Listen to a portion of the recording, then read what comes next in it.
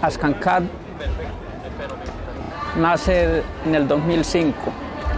Viene de un desplazamiento forzado por parte de la fuerza pública que hubo en el Suspiro, y la gente con ese miedo les tocó huir y el ejército les dijo que tenían que desocupar. Ahí, con los poquitos líderes que quedaban vivos, se da la propuesta de una asociación que representara el Catatumbo.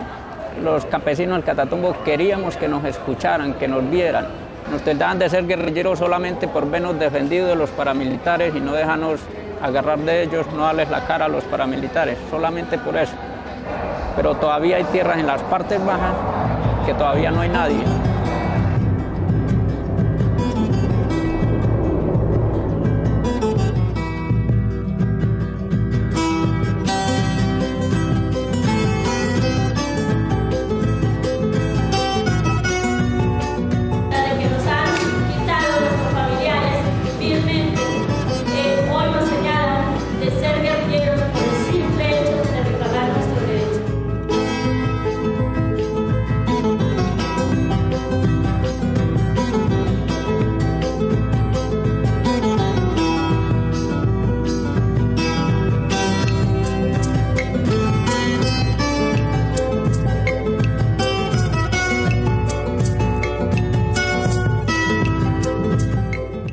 Sí, porque sí había guerrilla, entonces, pero el ejército prestaba toda la logística y la seguridad a los paramilitares cuando ellos tenían que entrar a hacer las matanzas.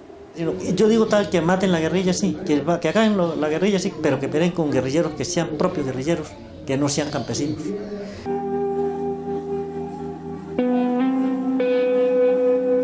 En el Carmen ahora a fines de año mataron a un muchacho, un campesino, un trabajador. Lo encontraron por ahí en el parque, se lo llevaron, y por ahí llegando a Guamalito, por ahí en el botadero de basura que nombramos del Carmen, ahí lo mataron y lo vistieron de militar, que había sido un encuentro que habían tenido con los guerrillas, y lo mataron como guerrillero. Ahora en estos días vuelven a matar a otro muchacho también y hacen lo mismo. Entonces nosotros miramos que eso lo está haciendo el mismo Casco Azul, el ejército. Porque han habido quejas de la gente, la población civil se ha rebotado, aquí hubieron manifestaciones en Ocaña reclamando los familiares, reclamando personas que eran trabajadores, que eran campesinos. Entonces uno ahí sí no sé uno por qué hacen eso. Si ellos están para perseguir a la delincuencia, para perseguir a la guerrilla, pues que busquen la guerrilla. Es muy triste de que a un campesino, de que uno todo el día, toda la semana, día tras día, con una rula que pesa 1 kilo en la mano, todo el día boleando, cuando no le dan un asadón, cuando no es esa uña, con las uñas todos jaratadas ahí, y ya lo vengan a matar a uno y digan que uno es un guerrillero. Eso es muy terrible.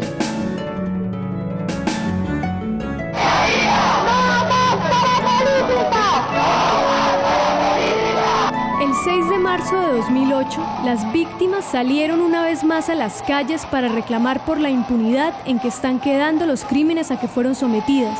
Una vez más, el gobierno intentó cubrir bajo el manto de su estrategia contrainsurgente la realidad de los crímenes de Estado, el despojo, la tortura, la desaparición forzada, el genocidio, las ejecuciones extrajudiciales y la criminalización de la oposición del que son víctimas miles de colombianos. Mediante un comunicado público, el gobierno señaló que no respaldaba esta convocatoria y el asesor presidencial José Obdulio Gaviria hizo declaraciones públicas en las que afirmaba que la marcha era convocada por las FARC. A pesar de las miles de peticiones, esta calumnia nunca fue desmentida por el gobierno. 2 días después empezaron las amenazas contra las asociaciones promotoras de la jornada. A pesar del hostigamiento, el pueblo colombiano marchó. Por primera vez, las víctimas se hacen visibles ante la sociedad. En este país, a pesar de que hay una democracia, es una democracia donde se desaparece a la gente, se asesina a la gente y en donde los grupos paramilitares y los narcotraficantes están enquistados en el poder.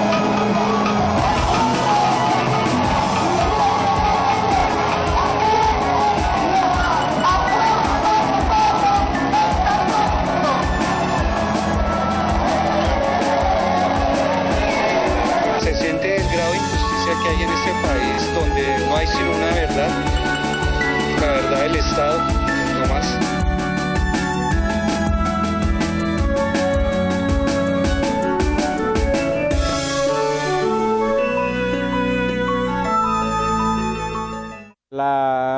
gente que sufría el asesinato de algún familiar no podía ir a denunciar.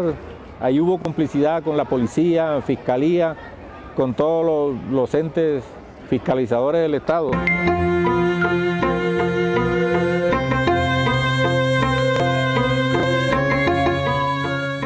Es una ley que ha aparecido en medio de un proceso en el que supuestamente se van a desmovilizar y desactivar los grupos paramilitares de manera definitiva.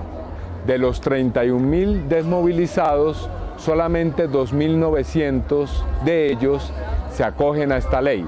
El resto, es decir, estamos hablando de cerca de 28.000 personas, han sido tratados a través de un decreto que es el decreto 128 del año 2003. Ese decreto les ha permitido a 28.000 personas que pertenecen a estos grupos quedar con un resultado de impunidad total. Da beneficios a cambio de verdad, justicia y reparación. Solamente 50 están en la cárcel, sancionados con unas condenas de entre 5 y 8 años.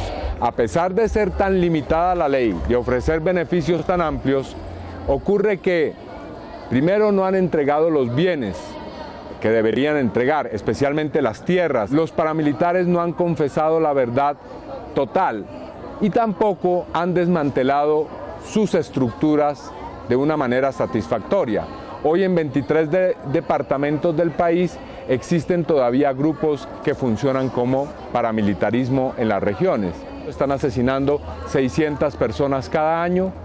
Los paramilitares han asesinado en el lapso de aplicación de la ley a más de 20 víctimas y testigos que han estado implicados en el proceso de justicia y paz, sino que se han dedicado a justificar sus acciones, a presentarlas como actos heroicos, a presentarlas como actos de guerra, cuando se sabe claramente que son personas inermes, civiles que han sido masacrados, desaparecidos, descuartizados en medio de incursiones paramilitares en muchas regiones del país, masacres que han contado con la colaboración estrecha de miembros del Ejército Nacional y de la Policía Nacional. En fin, tenemos una ley que encubre un fenómeno paramilitar que se está transformando, pero que sigue siendo igualmente dañino, igualmente opresor de muchas comunidades en Colombia. Esa es la realidad de la Ley de Justicia y Paz. Desde el año 2002 estamos viviendo un proceso de reingeniería militar, de ascenso político de lo que fueron los mandos paramilitares y de la construcción de un modelo de impunidad que se llama de justicia y paz. Están creando testaferratos para que sus mismas estructuras empresariales asuman la propiedad de la tierra. ¿Y por qué en el gobierno de Uribe? Porque finalmente ya estaban dadas las condiciones, ya las tierras estaban despojadas, ya el gobierno podía empezar a disponer sobre esas tierras. Entonces ya era una tropa muy costosa para quienes los estuvieran financiando y era necesario entonces acabar con esas tropas y dejar unas estructuras que no costaran tanto, pero que de todas maneras la sociedad colombiana sí las conocía, los campesinos, la organización social, todos sabían quiénes eran los comandantes o mandos medios que quedaron en esos hilos, en esas estructuras invisibles que hoy las conocemos o se hacen llamar águilas negras.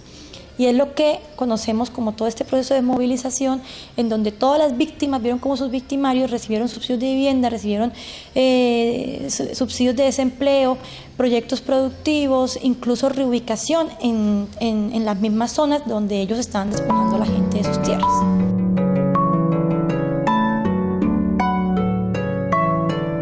Así que todas las acciones, las estrategias del movimiento convergen en verdad, justicia, reparación, no repetición de los crímenes contra la humanidad.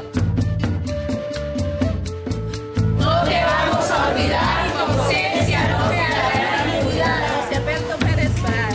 No te vamos a olvidar, tu ausencia no quedará en impunidad. No te vamos a olvidar, tu ausencia no quedará en impunidad.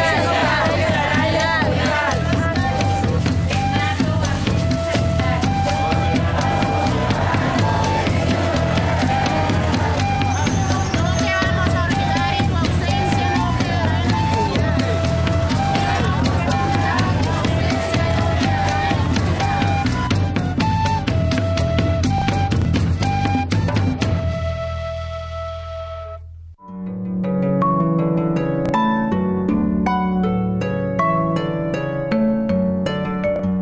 haber castigo para esas personas.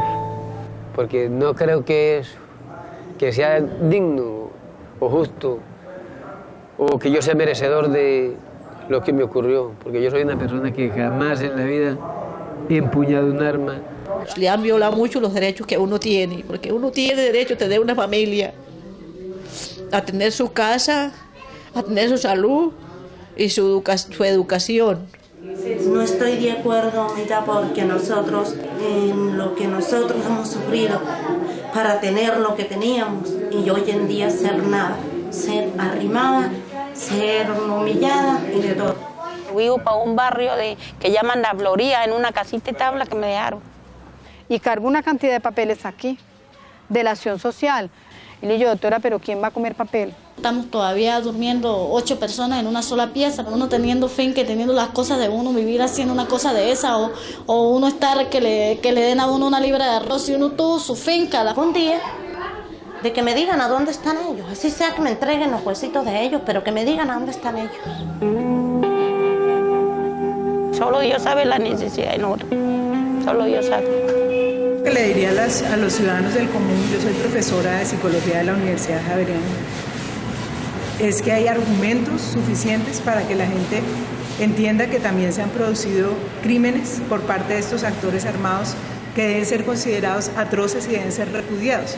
Lo que digamos es impactante es que la sociedad no mida con el mismo rasero los crímenes cuando el criminal es la guerrilla y cuando el criminal son los paramilitares. Y eso, digamos, obedece a que la gente, a través de los medios, que es la única información a la que tiene acceso, pues han logrado, digamos, como interiorizar y naturalizar la idea de que hay victimarios más buenos que otros, víctimas más malas que otras. En la medida en que el Estado de alguna manera ha sido muy blando con los paramilitares, ha habido una negación, digamos, de la criminalidad de sus hechos o una minimización en términos de que se considera que lo que ellos hicieron es un mal menor frente al mal mayor que fue la guerrilla. Y en la medida en que afectan a ciudadanos del común, pues la gente tiene como ese referente. Las otras víctimas son menos mostradas por televisión, digamos, uno generalmente pues no ve filmado una masacre, ni ve filmado cómo torturan a alguien o cómo lo desmembran. Eso como que pierde el impacto en la medida en que es como fuera de contexto y no se ha mostrado dentro de una política que de alguna manera buscó desmembrar y buscó, a través de esa deshumanización de estas personas, desconocer su humanidad. Y en esa medida eso, el efecto que tiene la sociedad es que la sociedad tenga como una especie de doble moral para entender, digamos, qué es lo que está pasando. Los pesos pesados del paramilitarismo en Colombia fueron extraditados. 2 jefes paras de importancia que no fueron extraditados son Iván Roberto Duque, alias Ernesto Báez, y Ramón Izaza, para muchos, los fundadores de las autodefensas.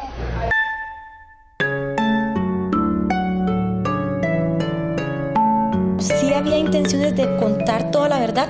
Seguramente no.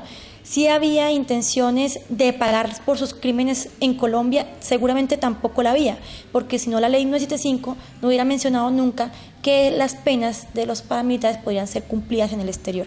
O sea que podríamos pensar que sí se trataba de unos acuerdos previos donde ellos de una manera formal presentaban una participación dentro de un proceso de ley de justicia y paz, pero que finalmente iban a terminar evadiendo la responsabilidad de decir la verdad, de pagar por sus crímenes y de responder a las víctimas por los crímenes de lesa humanidad que cometieron.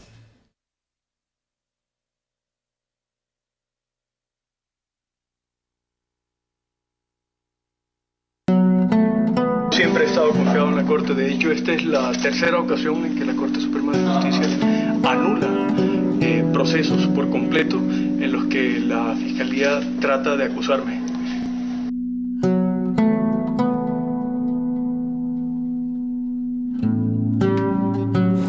Y yo no veo que nadie dé una respuesta, que nadie diga por qué se hace eso, por qué el campesino es tan maltratado.